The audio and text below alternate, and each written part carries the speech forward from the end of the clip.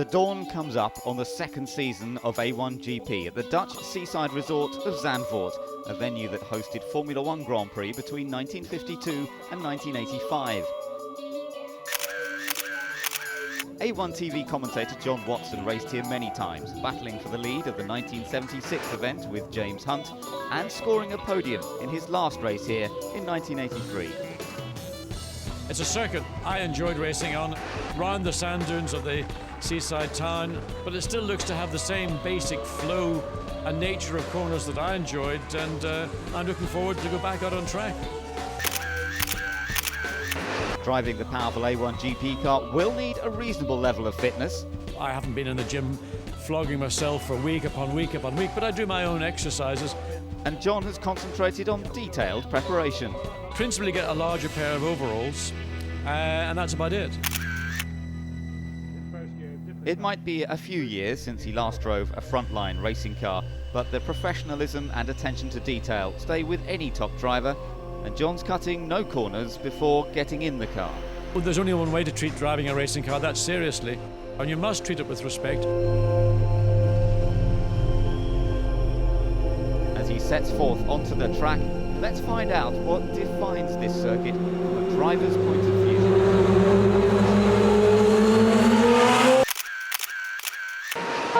At the end of the front straight is the overtaking point of the circuit. Tarzan hairpin is as notorious as it is famous, with drivers diving to the inside of the corner to protect their line and others looking to go around the outside to catch the unaware. Exiting the Hugenholz hairpin, you climb through a series of left and right corners which get progressively faster. The final one is a blind approach taken flat in fifth gear before a dab on the brakes, down to fourth, and feel the G-forces. This corner is my best memory of racing at Zandvoort many years ago. Turns 11 and 12 are key to a fast lap. High downforce for qualifying, but as little as you can handle for the race without losing the vital rhythm of the circuit. That's the key corner to me, to get a quick lap, but principally for the race to set up an overtaking opportunity. And then down into turn one, into the famous Tarzan corner. Lots of opportunities to pass down in there. It is a place that's easily defended, but it's a place where you see a lot of aggression coming from drivers. And now it's time to swap crash helmet for microphone once again. Sitting in the commentary booth, having covered all the first series, you get into an A1GP car, and I tell you, it's a lot easier talking about it than it is driving. It's a tough circuit, and it is not going to be a walk in the park, so anybody who finishes here and wins will have done a good day's work.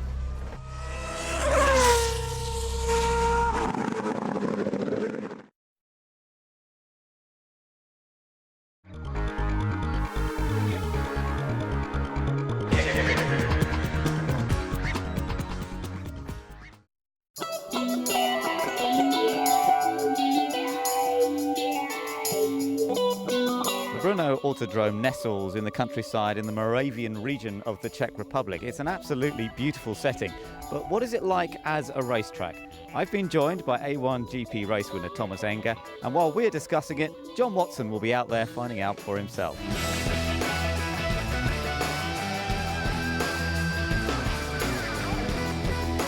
I'm 60 years of age, I should know better, shouldn't I?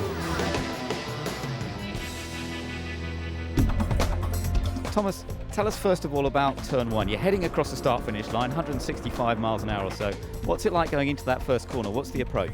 Well, after the start-finish straight, you obviously reach the maximum top speed at this track, which is 160 miles per hour. Then you shift down 2 gears, brake slightly, into the corner, and then go 100 miles per hour to turn one. From turn one and the kink at 2, the driver tackles the left and right at 3 and 4. Then it's all downhill into the stadium section. Now, Thomas, he's coming into this left-hander. Do you need to keep it tight through this one, or is it better to go out wide and then cut back? No, you actually keep it tight at the entry and then at the exit as well. So as short as possible line, the fastest it is. So what do you reckon on John's performance so far? Not bad for an old boy, is it really? I think John is doing very well. So far the line is pretty good, I would say. Now approaching the lowest point, this is where the steep climb begins. Turn 11, turn 12, left and right. You need to keep the car left as much as possible to have a good exit, to have good speed, because it's a very steep uphill acceleration before turn 12. And do you reckon you're going to be using the power boost up on that section? I believe that's one of the parts where you're going to use it. So overtaking a possibility perhaps? Before the last couple of corners, there will be a possibility for sure. So that's the lap, dipping and rising through the trees, powering its way on a 3.3 mile switchback roller coaster, providing a challenge for young and mature alike. So John, what do you make of this place then? Well, certainly it's a much different circuit to Zandvoort 1 week ago. It's a bigger circuit. It's a lot wider. I mean, it's the width of almost like a 4-lane M25. Because it's so wide, it'll give drivers options and choices as to how they want to approach an overtaking car or the corner itself. So does he get the 2 thumbs up from John Watson? Gets 3 if I had them.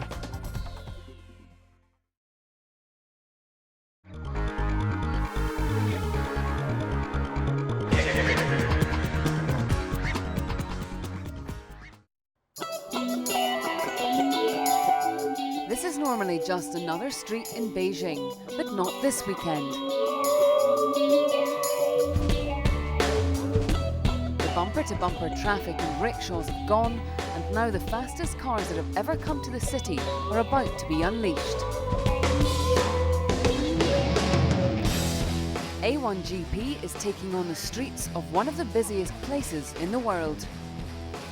Months of planning, tireless building and organisation, along with the vision of Team China, has meant the dream of racing in a city home to over 15 million people has become a reality. This weekend, these streets will become a racetrack. And this Beijing racetrack is 11 turns throughout its 2.2 kilometre length. Let's take a view of the circuit from onboard camera on the safety car as we come down into turn 1. Look for the track changes, the different colour surfaces. That means you've got a lot of different levels of grip depending on the particular part of racetrack. Now coming down into turn 2, it's important to stay off the curb on the inside because it can throw you into the wall on the outside. Again, change of track surface as we come down into turn 3. Same as turn 2, get the car in early and neat. Stay away from the wall on the exit of turn 3. The run down to turn 4. Let's look at that on our 3D graphic as we go into turn 4 and then exit up to the chicane 5, 6 and 7. And of course, racing drivers being racing drivers, they find a way to shortcut the chicane. Turn 8, look at the bumps on the entry to that corner. This is going to be where a lot of overtaking is going to take place. You've got to be neat and tidy, but again, watch for the bumps. Into turn 9 brings us back into the stadium part of the circuit, this amphitheatre with the spectators on one side, the paddock on the other side. Look at the bumps. Welcome to Beijing.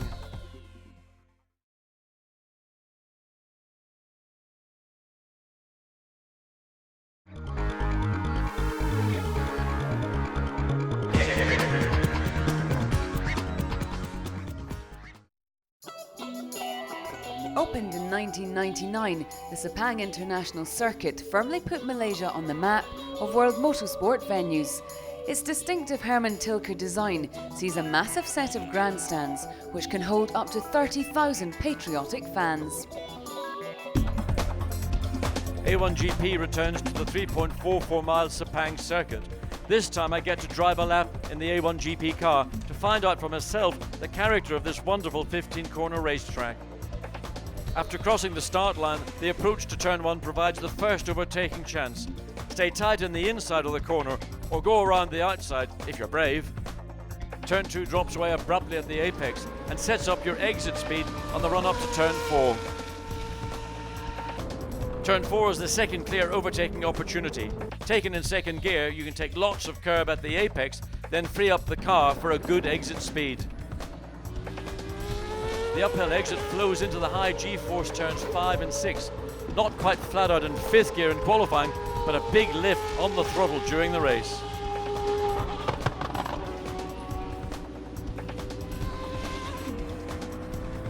A short straight follows before the double right-hand turns 7 and 8, which should be blended into one. Then you begin the drop downhill for the hairpin turn 9. Watch out for ill-judged passes at this part of racetrack. Second, third, 4th gear, climbing to turn 10 and on to turn 11.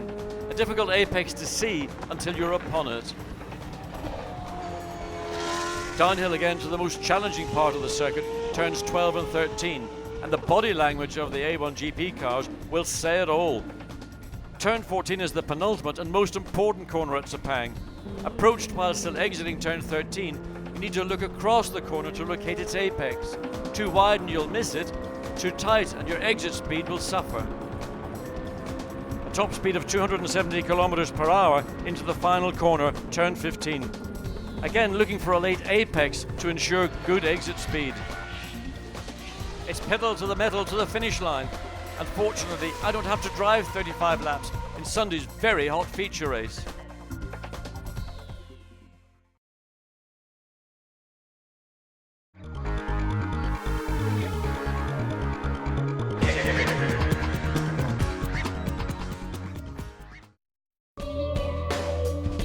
Nestled in the Indonesian countryside, the Sentul circuit was opened in 1992 with the aim of putting Indonesia on the world map of motorsport. The circuit has hosted MotoGP, F3 and this, the second visit of A1GP. Multiple surface changes require extra concentration by drivers as grip levels vary. Let's hear from John Watson, who's behind the wheel of the A1GP car. After crossing the start-finish line, turn 1 is facing you at over 160 miles per hour. Down to 4th gear on the entry and 5th gear on the exit takes you through the flat-out turn 2, the fastest corner at Sentul. Lots of overtaking chances into the bumpy turn 3, though too much commitment will see you in the gravel on the outside. Look for the surface changes in turn 4, tarmac to concrete and back to tarmac, and the battle for traction on the exit. Flat out through turn 5 and up to the S's, again bumpy under braking, and any overdriving is punished with poor track position and low exit speed. Turns 8 and 9 are a faster version of the S's, satisfying for the driver, but the aggressive track surface still needs to be considered. A short sprint up to turns 10 and 11, which are key to your lap time, as well as setting you up for any overtaking thoughts you may have upon entering the start-finish straight.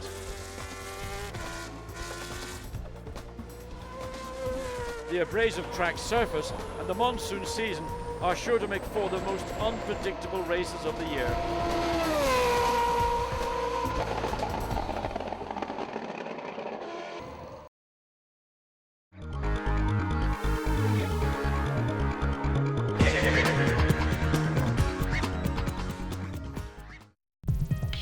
The circuit at Taupo has had many faces and was first opened in the late 1960s. The version A1GP is racing on was so new it was only finished last week. Gravel traps of volcanic rock are an interesting addition to the circuit, and a new pit complex and longer racetrack means that top-class motorsport can return to New Zealand. 3.5 kilometers in length, 14 turns, and on the run down to turn 1, watch for the pit lane exit on the outside of the corner. Down to 2nd gear, hug the curb all the way around, and then it's a short squirt up to turns 2 and 3. Bit of camber going into 2, then the quick change back to turn 3. That leads into turn 4. It's a decent corner, 3rd gear again, but let the car drift out to the outside of the circuit, and then you're hard on the brakes for turn 5. This corner claimed many victims throughout the practice sessions here at Taupo. Then it's slightly downhill into the 2nd gear, turn 7. From here on, the racetrack begins to open out, a little bit more speed and too much quicker corners. Accelerate up now through the flat out turn 8, the left hand turn, then the tricky turn 9. So dab on the brakes, maybe down a gear. 2nd quickest part of the racetrack now, and you run up into turn 11. This is the long left-hand corner, critical on the exit because speed off the corner will determine your top speed down the 800 meters straight. Fighting for traction on the outside of the corner and stay off that curb. Look out for the bump in the middle of the straight, which leads you into turns 12, 13 and 14, the final complex. All the overtaking is going to take place into turn 12. Too fast and you're going to compromise this part of the racetrack. Turn 14 is the final corner. Fighting for traction on the exit of the corner and down this final short start-finish straight.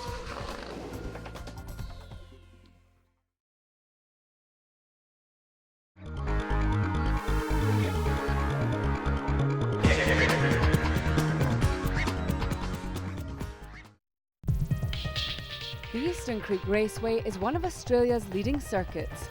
Built in 1991 for the Australian MotoGP, the track hosted the series for 7 years. A bumpy surface means tyre wear and pressures play a big part over the weekend, but go offline and you're onto the dust and dirt, and there's not much runoff, as drivers have discovered. A lap of the Eastern Creek Raceway is 2.4 miles in length with 12 corners.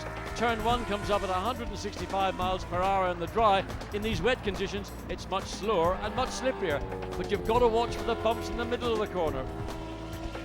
Under turn 1, it's the run down to turn 2. Major overtaking opportunity, but a very tight exit. That leads into 3 in the beginning of the flow of this racetrack. As you approach turn 4, the road falls away from you, but there's a compression in the middle of turn 4.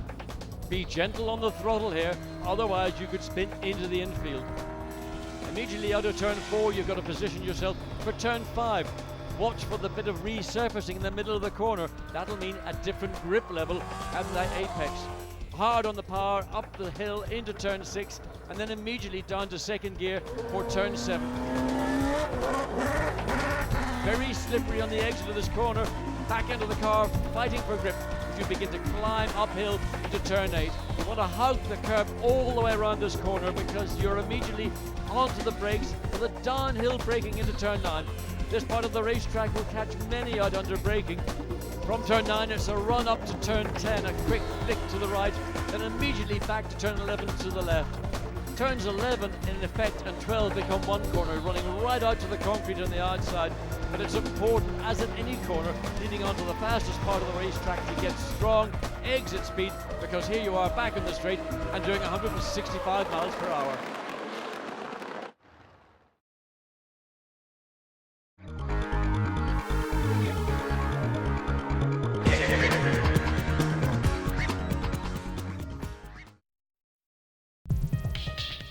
The street circuit of Durban is one of the toughest on the A1GP calendar.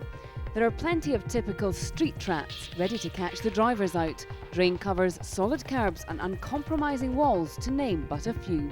The circuit is surrounded by an amphitheatre of temporary stands and beachfront apartment blocks, which reverberate the sound of the A1GP engines.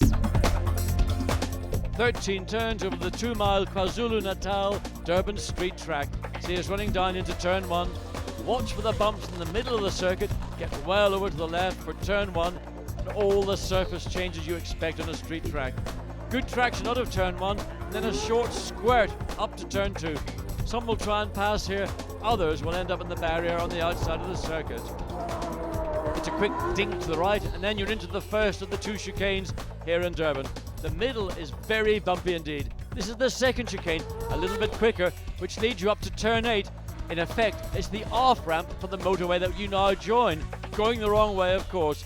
Top speed about 255 kilometers per hour, and then you brake down into turn 9. Great overtaking opportunities here, and immediately into turn 10. From here to the finish, the track is noticeably narrower, but it is also very quick indeed. The long, never-ending turn 12 picks up speed all the way around and grip as more rubber goes down on the racetrack. Turn 13, the final turn, is bumpy in the entry, bumpy in the middle, and surprise, surprise, bumpy on the exit. And that's a lap of Durban.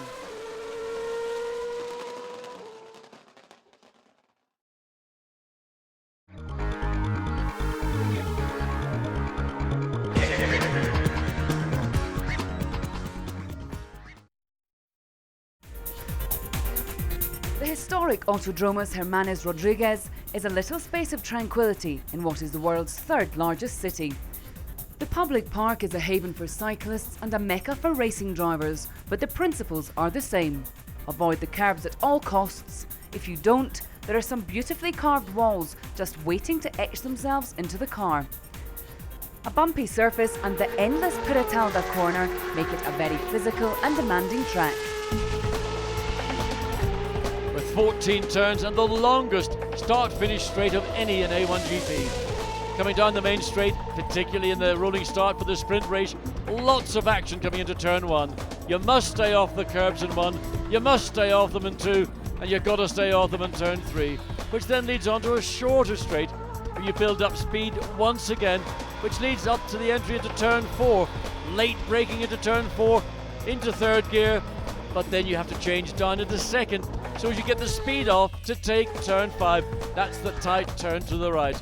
Short sprint, second gear, third gear, up to turn 6, the hairpin bend. It's really a two-part corner. You try to make it a single corner. From here you go into the sequence of lefts and right that comprise the S's. Difficult to place the car accurately, it is bumpy, lots of shake in the steering wheel, lots of shake in your body.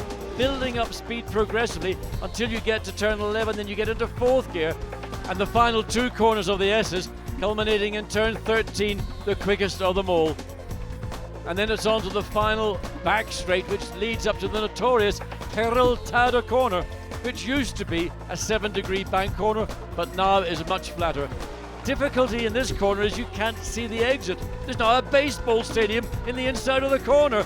Hug that white line and then free the car up on the exit, and you completed another lap here in Mexico City.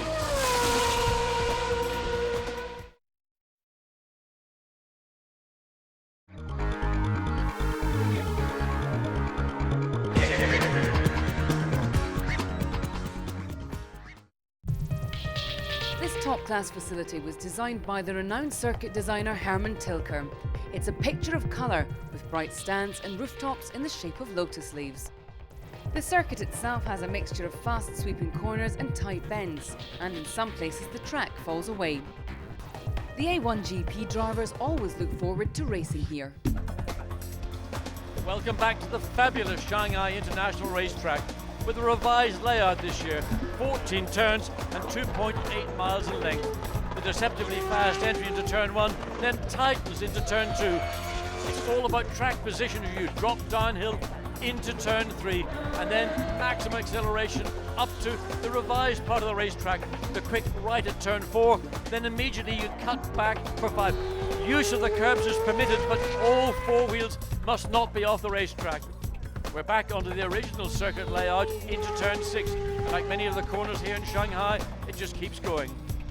Turn 7 isn't particularly important, but the exit of turn 8 is, because it leads on to another straight, and therefore overtaking possibilities into turn 9. It pays to be economical through this part of racetrack, which then leads on to the quickest corner on the circuit, turn 10, and then the exit, turn 11. We're now on the fastest part of the Shanghai International Circuit, the never-ending 1 kilometer long straight. Use of power boost and slipstream make turn 12 always an overtaking opportunity, as well as a scene of a lot of action.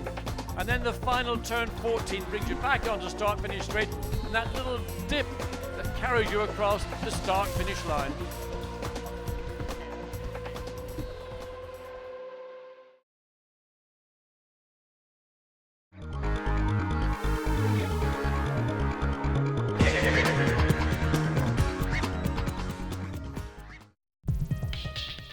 This weekend, a very modern motorsport series comes to a very historic circuit.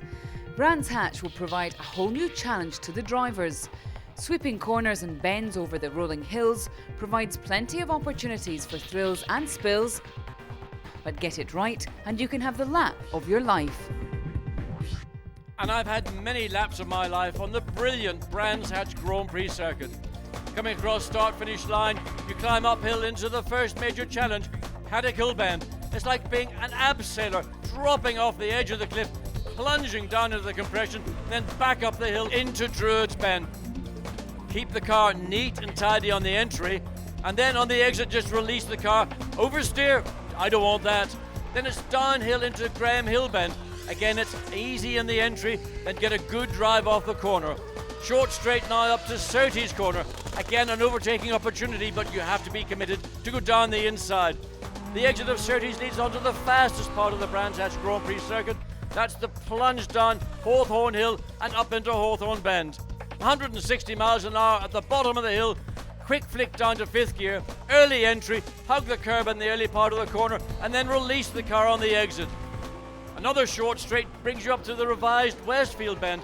Careful of the bumps on the outside, and then again another downhill plunge into Dingle Dell and up the other side of the hill to Sheen Curve. Check out your reference points to get your apex correct, and suddenly you're into Sterling's Corner. 3rd gear, again easy on the exit to give good drive down this final straight into one of my favourite corners here at Brands Hatch. Clearways, let the car float over the first part of the corner, then bring it back for Clark Curve, and before you know it, another lap of Brands Hatch is complete.